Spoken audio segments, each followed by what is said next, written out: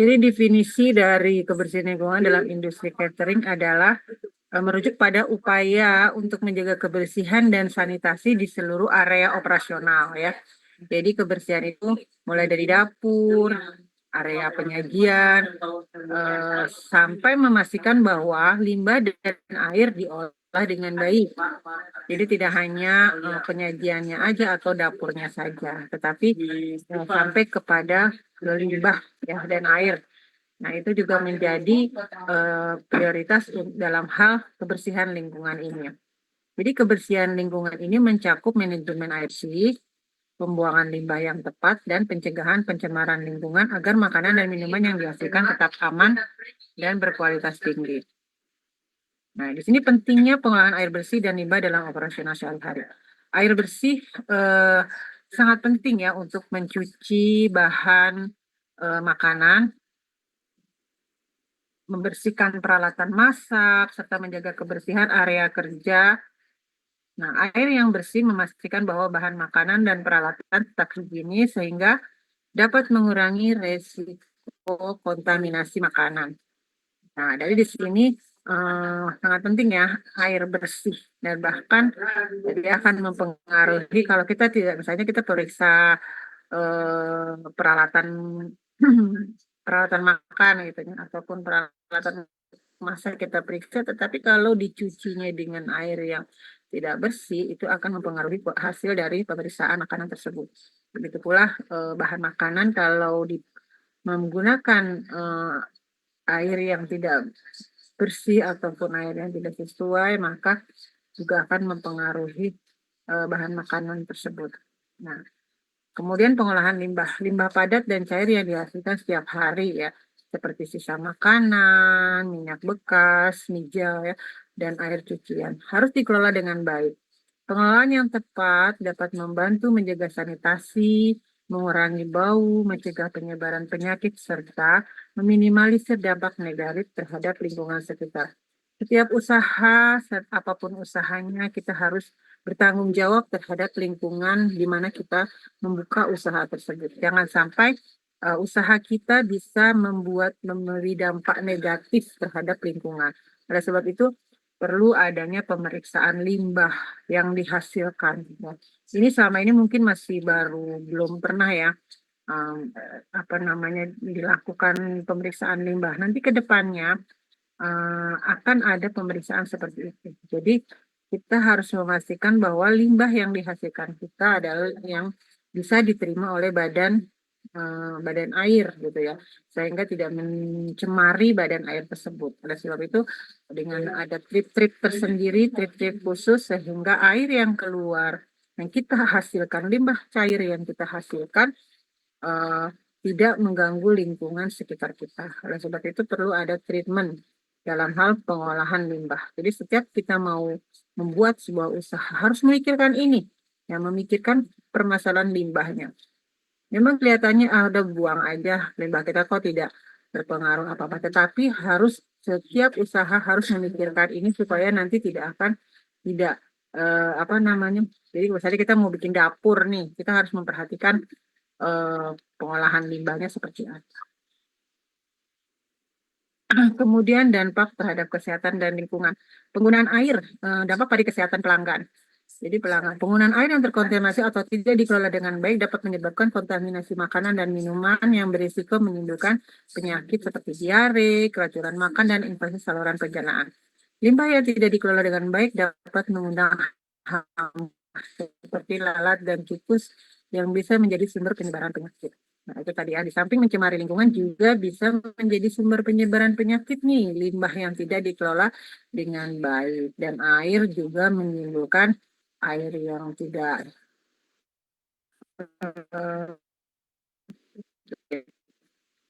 nah, kemudian dampaknya bagi lingkungan. Nah, limbah cair yang tidak diolah sehingga mempengaruhi kualitas air tanah dan ekosistem di sekitarnya. Jadi harus sebagai seorang yang berusaha pengusaha ataupun penjamah nanti disampaikan di sini juga mungkin ada pengelola gitu kan, harus memperhatikan ini. Kemudian limbah padat. Limbah padat juga terutama plastik ya dan bahan anorganik jika tidak dipilah dan didaur ulang akan menambah polusi dan berkontribusi pada penumpukan sampah di tempat pembuangan akhir. Nah, permasalahan limbah padat Kabupaten Bekasi mungkin ataupun kabupaten-kabupaten yang lainnya bisa menjadi merah masih ini masalah pengolahan sampah. Jadi di apa namanya sudah harus melakukan daur ulang untuk sampah tersebut ya. Jadi bisa bekerja sama dengan MOU dengan bank sampah di wilayah sekitarnya untuk bisa mengambil sampah anorganik untuk kita apa namanya bisa kita sumbangkan atau kita menjadi nasabah bank sampah tersebut yang nanti bisa menjadi tabungan bagi karyawan di situ. Misalnya di akhir tahun kita buka, kita bisa jalan-jalan atau kita manfaatkan untuk kesejahteraan karyawan. Itu di rumah tangga saja bisa ya dilakukan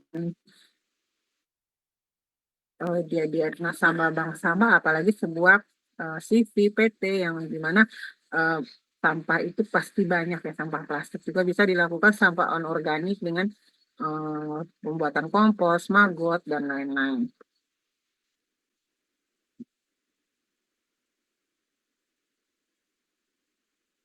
Nah, penggunaan air bersih, pengolahan makanan yang higienis. Jadi, dalam pengolahan makanan, air digunakan untuk berbagai tujuan. Air bersih dalam pengolahan makanan memastikan bahwa makanan yang dihasilkan tidak terkontaminasi zat berbahaya atau bakteri. Jadi di sini air bersih juga penting untuk menjaga standar kebersihan dalam pengolahan makanan yang tepat sesuai dengan peraturan keamanan pangan. Di sini kriterianya adalah bebas dari kontaminasi dalam operasional catering dan restoran harus terbebas dari mikroba patogen seperti bakteri, virus, dan parasit yang dapat menyebabkan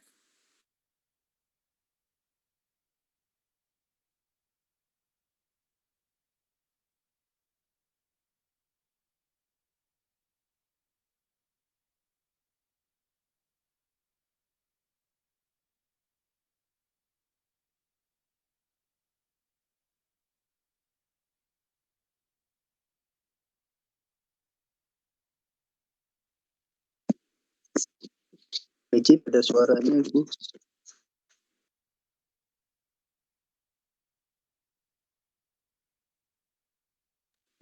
Suaranya mati, Bu. Ya, mungkin ada suaranya, Bu. Mati, Bu.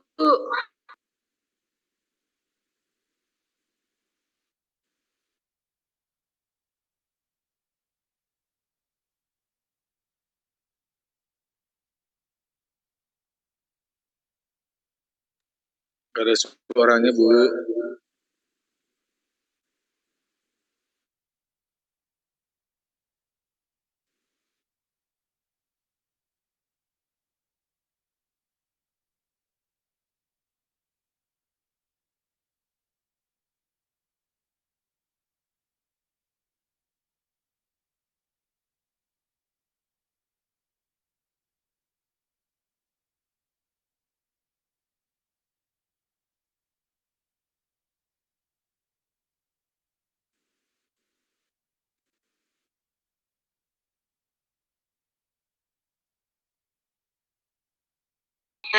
Siap, Ibu. Terima kasih. enggak, gue nggak lihat mana.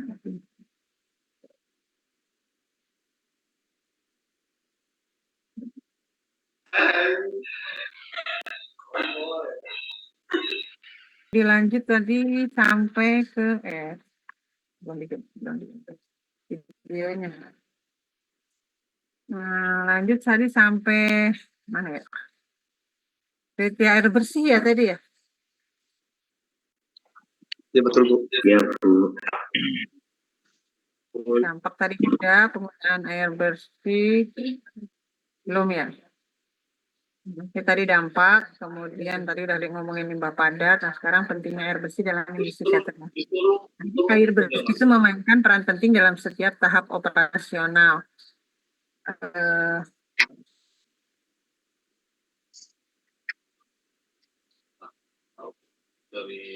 Belum, Bu. Dan restoran yang digunakan sangat mempengaruhi kebersihan, peralatan makanan, kesehatan konsumen, Nah, jika air yang digunakan itu, bentar ya. Air yang digunakan tercemar dapat menimbulkan berbagai masalah kesehatan dan menurunkan standar higienis dari makanan yang disajikan. Nah, kemudian penggunaan air bersih. Pencucian bahan makanan dan peralatan. Jadi air yang digunakan itu untuk mencuci sayur, buah, daging, dan bahan lainnya sebelum diolah. Kualitas air yang buruk dapat menyebabkan kontaminasi. Ya itu Bu. Masak dan alat Belum. masak juga harus dengan air Suaranya bersih. kurang jelas. Oh, banyak yang jelas. Halo, tes 1, 2, 3. Iya Bu. Suaranya Jelas, kurang jelas, jelas. Yang lain udah jelas. Oke, oke, oke. Ya, penggunaan air bersih. Jadi dalam pengolahan makanan itu yang higienis itu prosesnya harus untuk berbagai tujuan ya, seperti memasak, merebus, atau mencampur bahan makanan. Penggunaan air bersih itu dapat dihasilkan tidak kita memastikan ya makanan yang dihasilkan tidak terkontaminasi zat berbahaya atau bakteri dengan dengan penggunaan air tersebut. Jadi kalau sekarang itu dengan standarnya standar air minum ya. Jadi peraturan Recording in progress. keamanan pangan itu untuk air minum. Jadinya bukan air bersih lagi standarnya. Nah, ini kriterianya adalah bebas dari kontaminasi mikroba dan zat kimia. Air yang digunakan dalam operasi marketing dari terbebas dari mikroba patogen seperti bakteri, virus, dan parasit yang dapat menyebabkan penyakit. Juga selain mikroba juga harus terbebas dari zat kimia ya seperti logam berat, pestisida, dan bahan kimia lainnya. Karena itu kalau terus-terusan menumpuk zat-zat kimia tersebut akan menyebabkan penyakit yang degeneratif ya, bahkan autoimun sampai ke merubah DNA. Nah, itu menjadi tanggung jawab kita sebagai penyedia pangan tersebut. Kemudian kualitas air harus sesuai standar ya dari segi kejernihan, rasa, bau, dan kandungan zat yang tertentu dalam air. Kemudian memastikan bahwa air yang digunakan harus memenuhi standar ya untuk menjaga kualitas dan keamanan makanan yang dihasilkan. Jadi sudah dilakukan pemeriksaan secara rutin, jangan sampai kayaknya nggak berpengaruh, masih bening, masih ini, tapi dia mengandung zat kimia lebih dari standar gitu. Kita sebagai pengelola harus memastikan bahwa air yang digunakan air yang benar-benar dari segi kimianya juga memenuhi standar. Kemudian tantangan pengolahan air bersih dalam industri catering, kualitas air yang buruk ya di beberapa daerah. Misalnya ada pencemaran air. Jadi ada di beberapa daerah yang misalnya ada kesadahan ya, sadahnya tinggi. Kalau mungkin dulu sadah masih belum terlalu diperhatikan, tapi bersih ya. Tapi kalau air minum harus memperhatikan itu.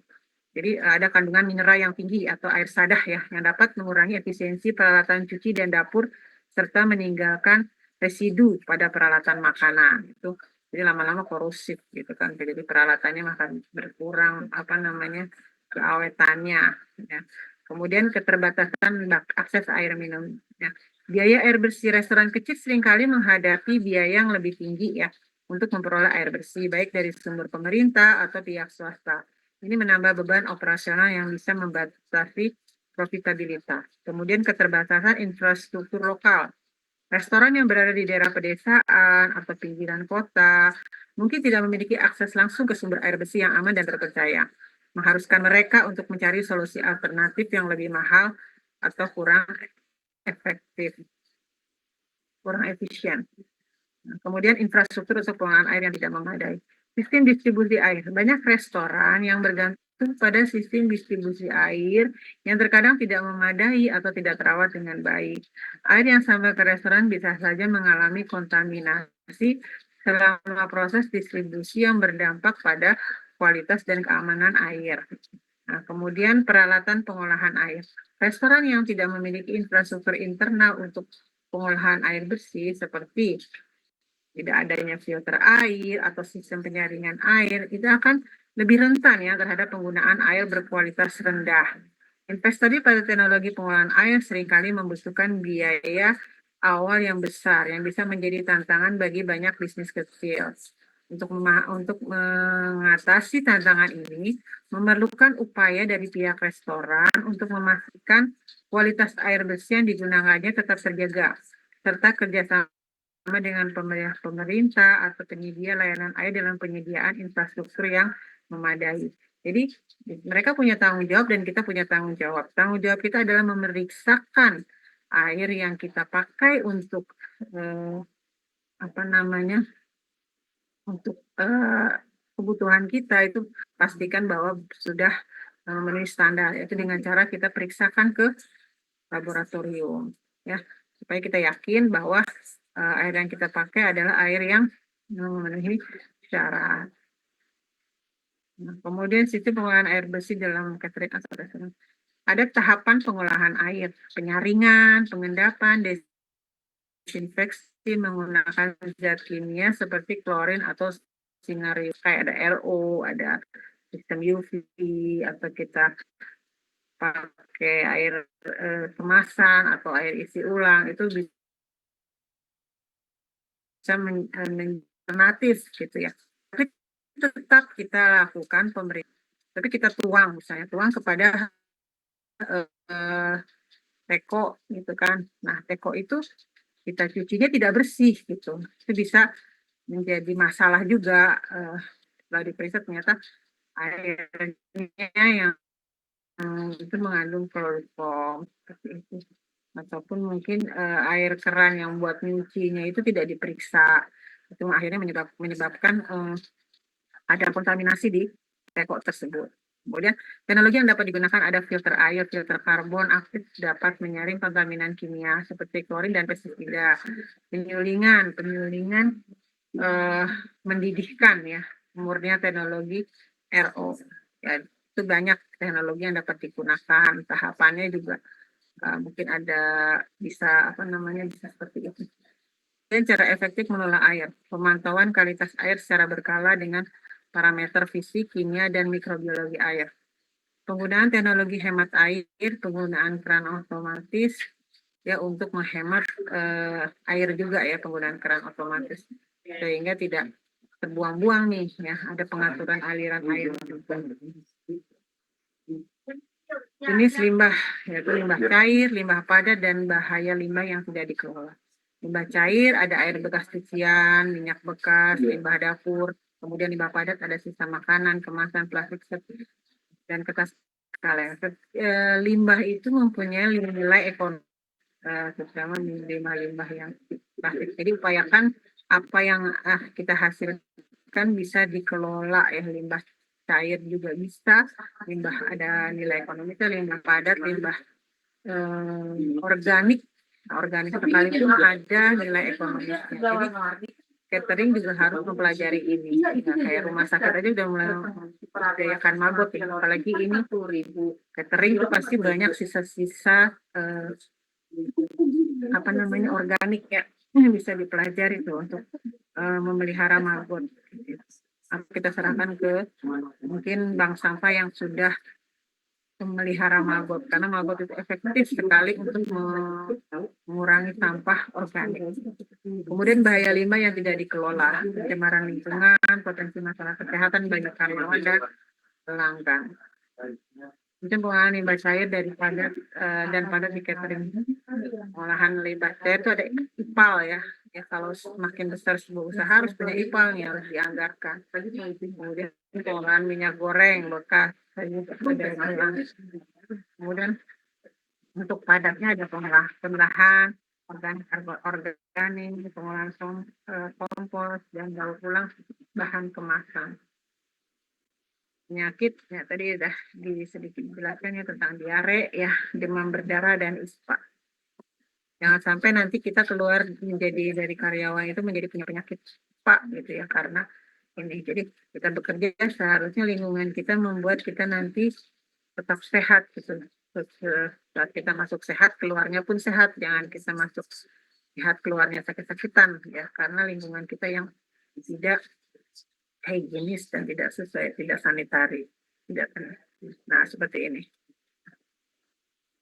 Nah, peran karyawan dalam pengelolaan kebersihan itu ada pelatihan sanitasi dan kebersihan seperti ini, kepatuhan terhadap SOP.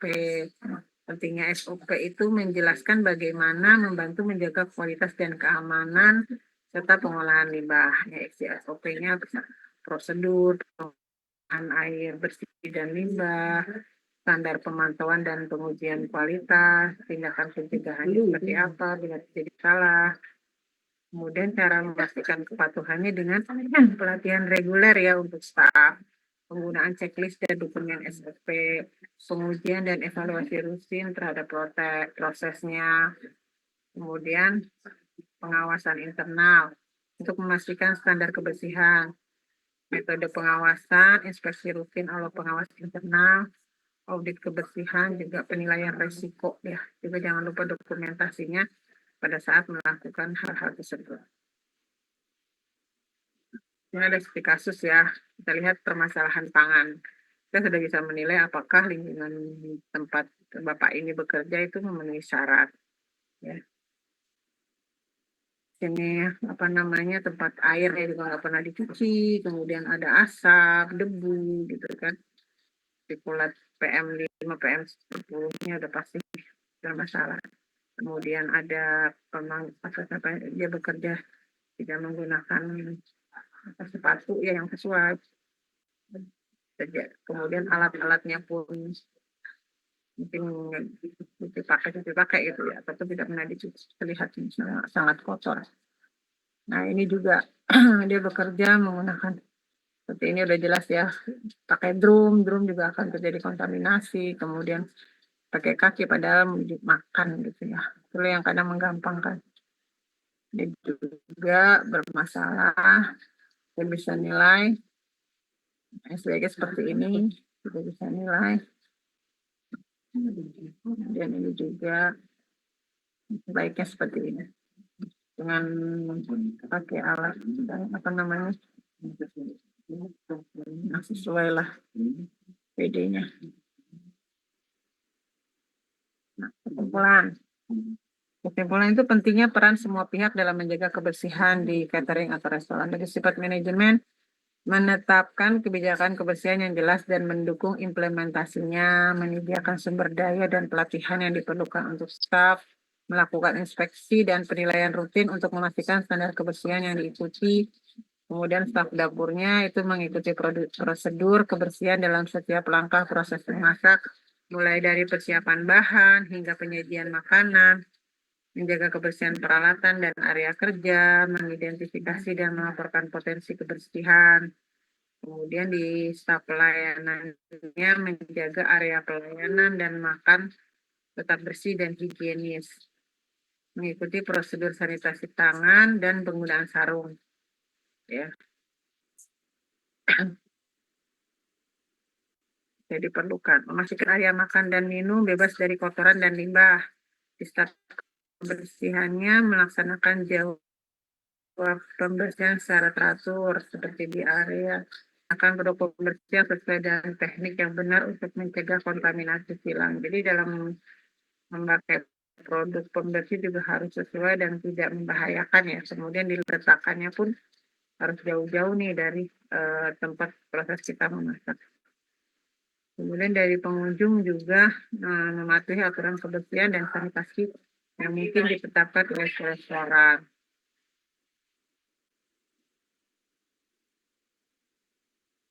Memberikan umpan balik ya mengenai kebersihan dan kualitas layanan. Ada yang berkunjung. Jadi itu ya dari saya, tadi agak buru-buru, agak apa namanya. Nanti kalau itu ditanyakan aja. Dari saya cukup, karena akan ada materi selanjutnya dari Mbak Hadi. Jadi saya mudah-mudahan bermanfaat. Wabillahi taufiq. Assalamualaikum warahmatullahi wabarakatuh.